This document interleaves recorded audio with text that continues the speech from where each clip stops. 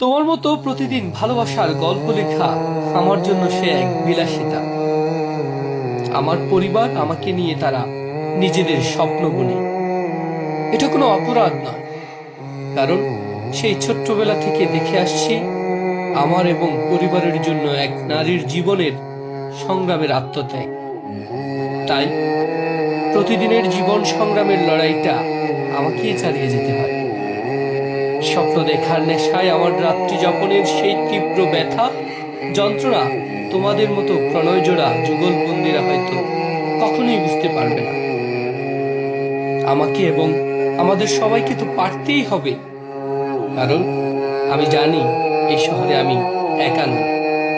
আমার মতো লক্ষ ছেলে এখনো এই শহরে এই একটা আশা নিয়ে বেঁচে আছে, বেঁচে থাকতে হয়, সময়ের অপেক্ষাও করতে